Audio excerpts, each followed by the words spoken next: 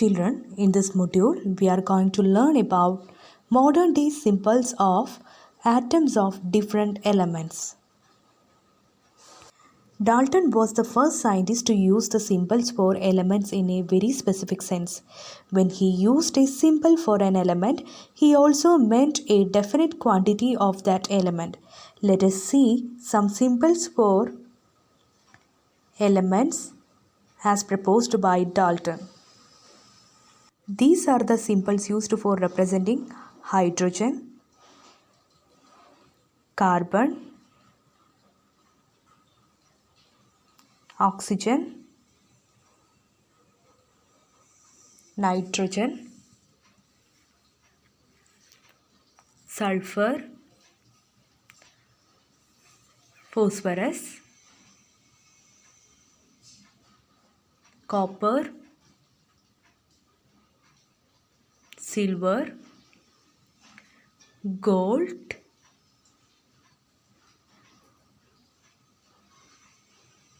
iron, chlorine,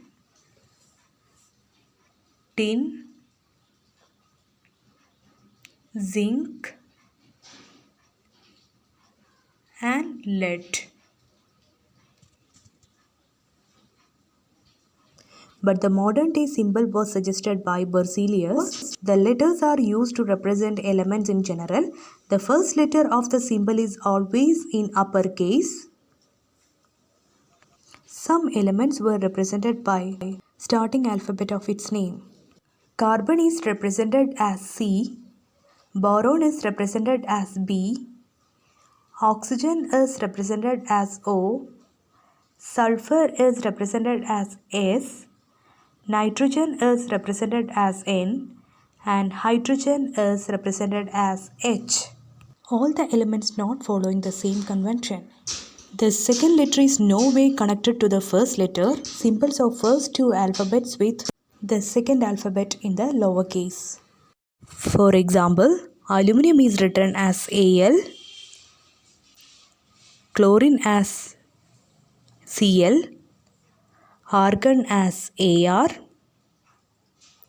beryllium as Be, and lithium as Li.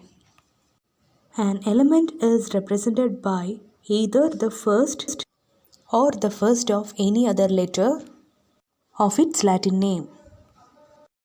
There are some exceptions while writing the symbols of some elements. These names were derived from Latin. Here, the first and second letter of the Latin name is used to represent the symbols for different elements. For example, antimony is called stibium in Latin and the symbol is Sb, whereas copper is known as cuprum and the symbol is Cu. Gold, which came from the Latin word aurum, which is represented by the letter Au. Next one, iron. It is from ferrum and we are using Fe to represent iron. Next one is lead. It came from the word plumbum, so we are using Pb to represent lead. Mercury from hydretium and it is represented as Hg. Next, potassium. It is from calcium, so we are using K to represent potassium. Next one is silver. Silver is the word came from Argentinum, so we are using Ag to represent silver. Next, sodium, which is from natrium, so we are using Na to represent sodium. Next one is tin. It is from stannum, so we are using Sn to represent tin. And the last one, tungsten, which is from wolfram, so we are using W to represent tungsten. The symbol not only represents its element but also its mass.